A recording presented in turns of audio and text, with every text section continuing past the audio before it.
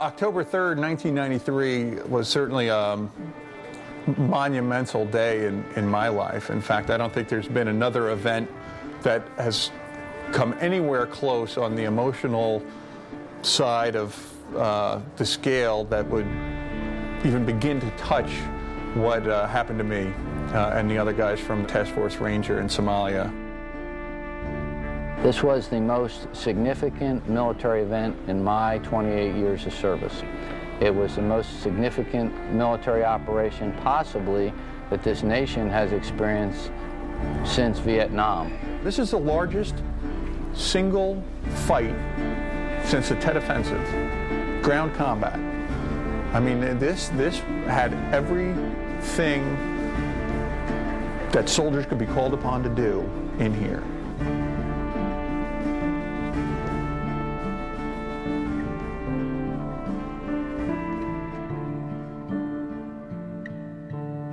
I didn't know too much about it. It's like a lot of people didn't really, because there wasn't a lot of news coverage, it seemed, at the time, about this incident. I was a little bit angry with myself for not knowing more about the battle, and I felt a bit guilty about it. And I just felt that it was a type of movie that once people had little triggers of information, they would remember. The few people that do remember Mogadishu, there's a lot of misunderstanding in it, and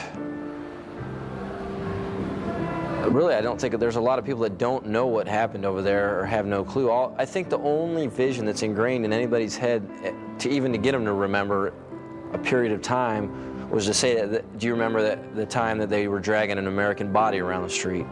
Now that, they'll instantly say, yeah, a lot of them won't have any clue where in the world it was, but that vision of the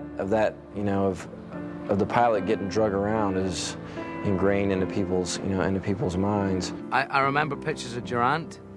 I remember images of the video that was shot of him when he was captured. I remember having a very strong emotional reaction for some reason to that image of his face of being beaten, and then those powerful images of the guys being dragged through the streets. But what really shook me was that it just was off the front page really quickly. CNN might have covered it for 2 or 3 days and it was over. And you would have missed some very important things that happened to some very important young men in our military. I had no idea why the Americans were in there.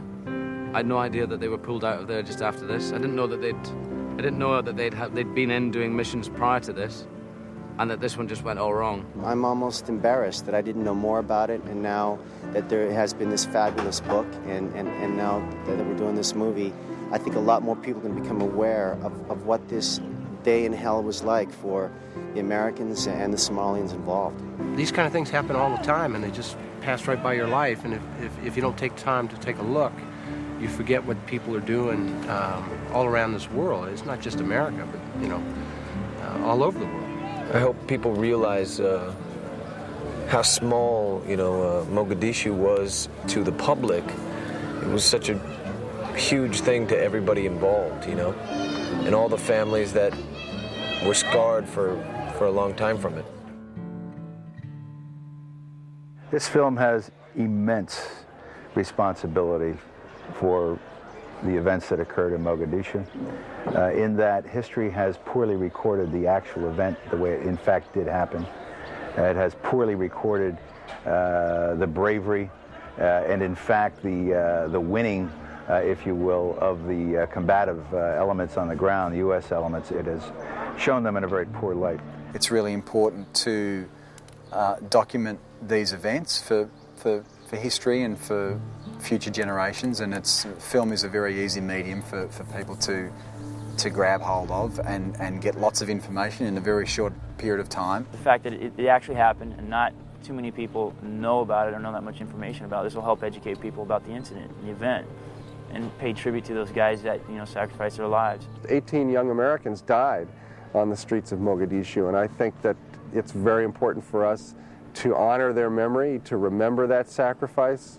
Those families live every day with that loss. So just on that level, it's an important story and worth remembering. It's important to show, what these kids went through and what war is all about.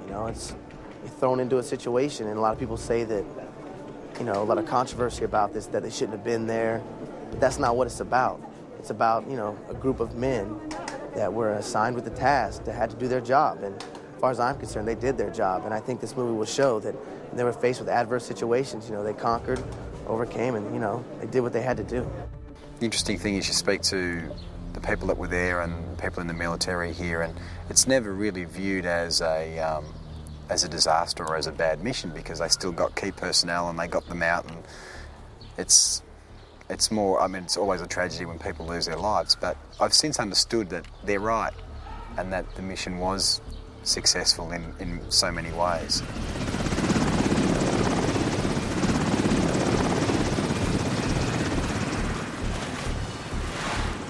Uniform 6-4, ready for extraction. Over. Roger that. There's the call. Let's move out! Let's move out! This was, in fact, a successful mission from a military perspective, a tactical perspective. We had a job to go get 2 of ID's top lieutenants and any of their bodyguards who may have happened to have been around that day. And that's exactly what we did. Now, obviously it didn't go according to plan. We certainly didn't plan on losing 18 of our comrades. But anytime you go into a gunfight, you know that there's a risk that someone could certainly get wounded or killed.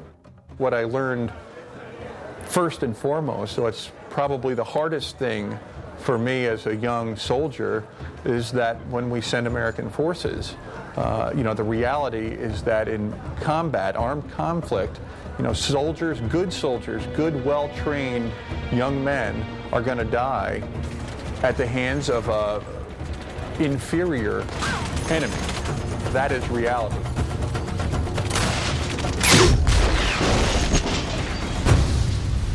The theory about armies and armed forces is that in the best and highest notion about that is that it's to save lives, not take lives.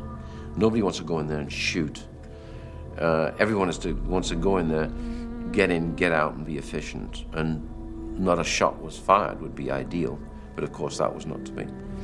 We have evolved into a certain mindset that no one's life can be lost, and from a certain perspective, that's good. I lost some very good friends out there that day in Somalia, and don't want to lose any more. But when you commit military forces to engage in armed combat, there's certainly a risk that you're going to have some KIA, and you do everything you can to minimize it. But when that does occur, it does not mean a failed mission. The mission was a success in a narrow military sense. You know, they set out that day to capture these 2 men, and they accomplished their mission. It was a failure in that they obviously accomplished the mission at a far, far greater cost than they had ever imagined. And in a sense, they won the battle but lost the war, in that the war was to try to make a better country out of Somalia, to try and enable the warring factions in Somalia to get together and form a coalition government. And it was thought that by removing Mohammed Farah Aidid's organization, they would enable that to happen. I wish there was a way to work it out that you could go and you could make things better. But unfortunately, in a lot of these places, and in a lot of the world, you know, fights have been going on for too long.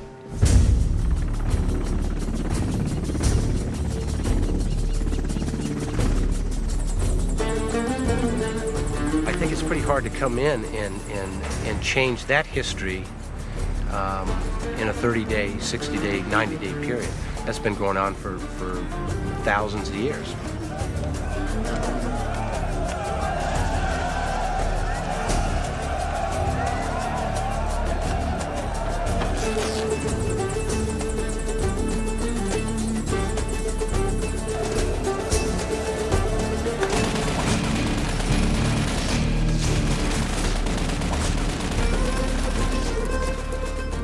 We may have the only really huge, powerful modern military on the planet at this point, but there are limits to what you can accomplish with it. And it's also a very blunt instrument. I mean, you can't do subtle things with your military force. There are some things that they can do extremely well, but trying to nudge a political impasse in a small country like Somalia, trying to make Jeffersonian democracy flourish where it has nothing to do with that culture or history is a task that is certainly well beyond the capability of even our American military. So I think we went through a period in our country where we believed that because we have this tremendous power, that we could remake the world in an image that we all think is correct. But the truth is that the world is a much more dangerous and stubborn place than any of us imagine. But when this battle happened and there was so much loss of American life, the American Congress and the President lost their stomach, really, for the mission. So even though technically it was successful, it very certainly was, in a larger sense, a very big failure.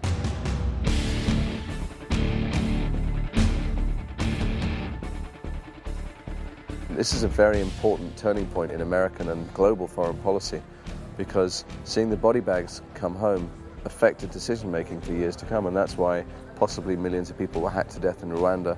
That's why the West was very non-interventionist in the Balkans conflict. This is an interesting film because it will bring to life the story behind the news items that we all flick over from on the TV. And when we sit around and pontificate and say we should send our troops in there, or we should get that guy out, or we should arrest Radovan Karadzic, or one of the people who the War Crimes Commissions want, to bear in mind what happens when you do that is that 19 and 20-year-old boys risk their lives. So you better be damn sure that you want them to go and do the thing you want them to do. For instance, the way we're proceeding in Afghanistan now, I think, is almost a direct result of events like that in Somalia.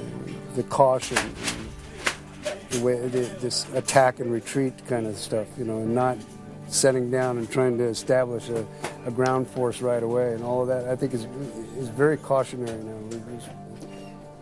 We're trying to be very careful about how we go into those countries.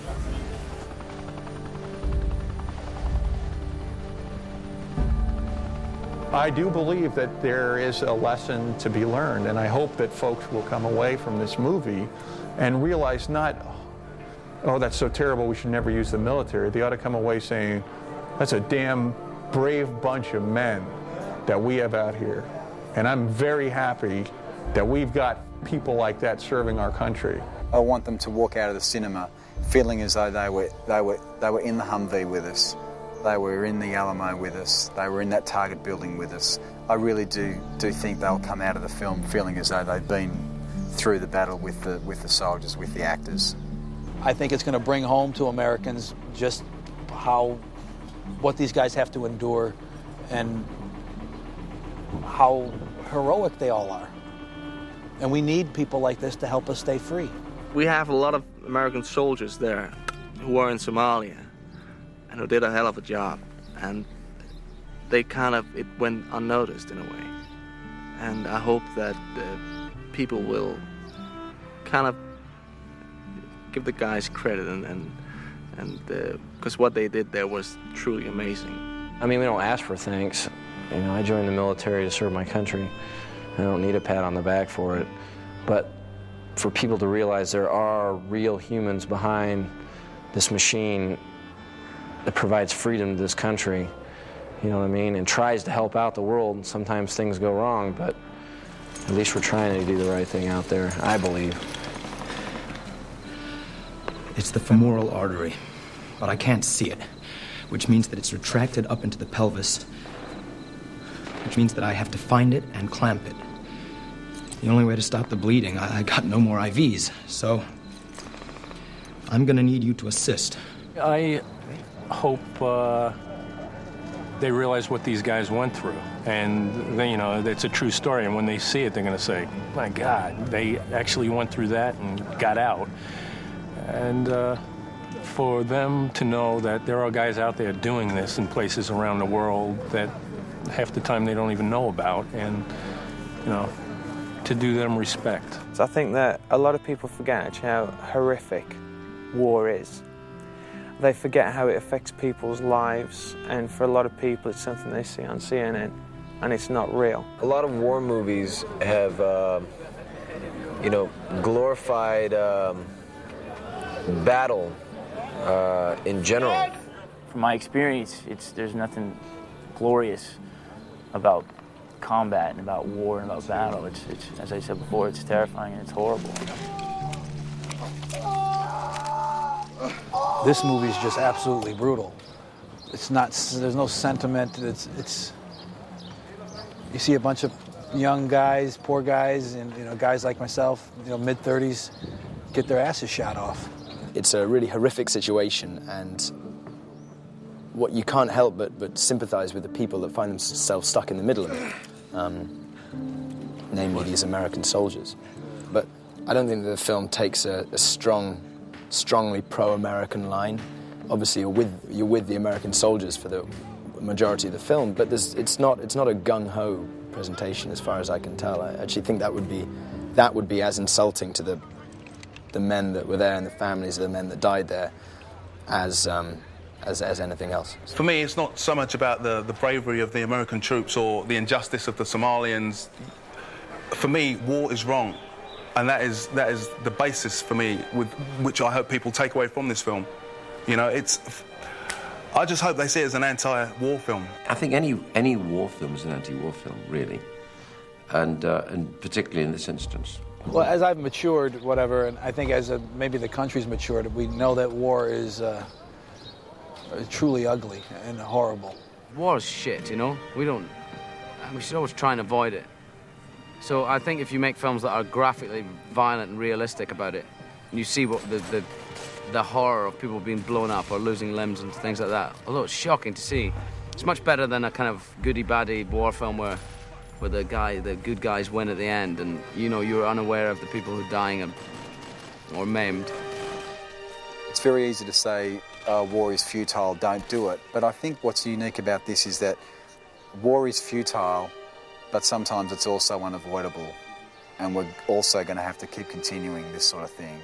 And that's the understanding I get now after the level of research and the level of exposure I've had to the military. I'm more accepting of that now than I was before. Before, it was just part A, it was just war is futile. But now I have more understanding as to war is futile, but it also at times is unavoidable, and we have to want to keep doing the right thing by our fellow man, and that unfortunately is going to mean that there are going to be many more battles.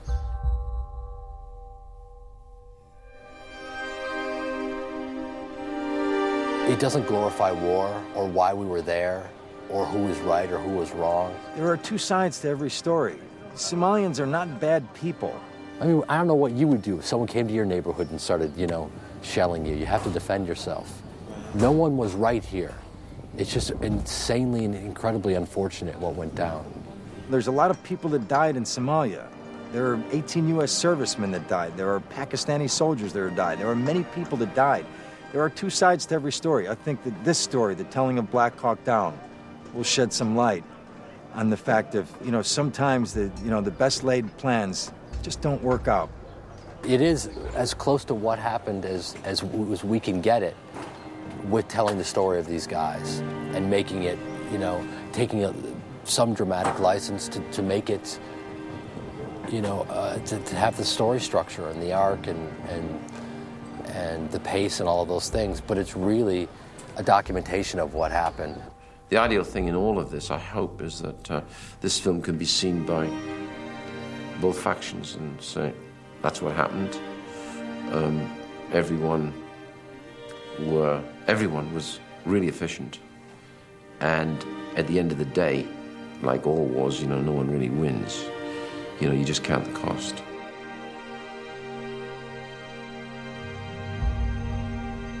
My feeling is I want to be a part of telling this story. I want to be a piece of the puzzle that tells Black Hawk Down. And that's why I'm here and happy to be here. I'm very proud to be able to show America the things they can't see, and to hopefully be able to illustrate the type of men these guys are. I'm extremely honored to be associated with the Rangers and to go through the little bit of training that I did. That's a very special thing for me, and I hope that one day I'll be walking down the street and an ex-Ranger will come up to me and go, thank you. You know, you've done us proud. What's really important to me and maybe to a few of the other actors is how the families are going to respond to this film. I truly hope that the families of the soldiers that were killed in this battle are really heartfeltly happy about the film and the way it turns out, and that this is an appropriate celluloid monument to those people. You know, if we can make a film which kind of, you know, put something back in for the family and friends of that, just to say, look, these guys, you know, they did what they were trained to do, and they did it well. When I go home, people ask me, "Hey, Hoot, why do you do it, man? Why? You some kind of war junkie?" I won't say a goddamn word. Why? They won't understand. They won't understand why we do it. They won't understand it's about the men next to you. And that's it. That's all it is. On a personal level, I think the value of this movie is it's a chance to show the American population a side of their military that they never get to see in special operations, and a part of the military of where common valor is a common virtue among the young Americans that are serving every day out in the United States Armed Forces, not just within Special Operations Command and not just on October 3rd, 1993. That valor exists today in our guys, and it's important that we show that. And also it's important that an event as significant as that was to so many people, so many families touched by that, that we don't forget that. And that people need to be reminded of that as heroic as many generations in this country have been, they still have those people serving every day in the military, and we're still out there doing it for them. If the people of the United States can get an appreciation for their armed forces and say, my gosh, we have some good people that are courageous, that are willing to lay their lives out to maintain, you know, the way our life goes here, I'll feel good about that. And we're one of you. We're your sons and daughters and brothers and neighbors, and I just want American people to have a good appreciation for their military forces.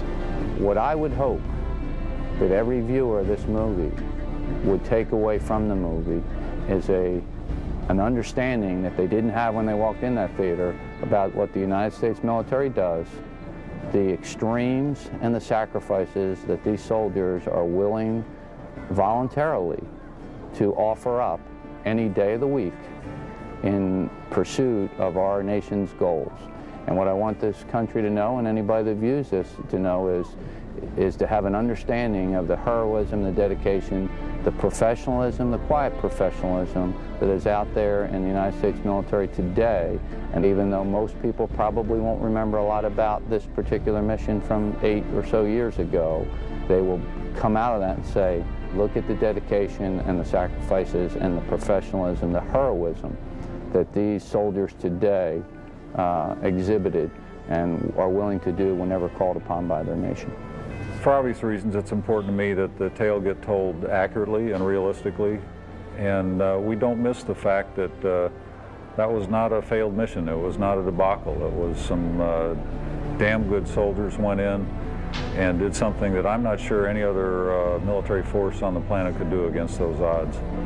Without sounding ridiculously brave as it is to be 8 years later, I would tell you that I would go back, as I'm sure all the other Rangers would, and perform that same mission with the same group of men in the same chain of command on the same setting again. You know, that's how good that task force was. Like I said, you know, the valuable lesson for me is that, unfortunately, and as elementary a lesson as that sounds, you know, good men are going to die in combat. But our mission was a success, without a doubt. I will go to my grave telling everybody that wants to listen, that mission on October 3rd was a success.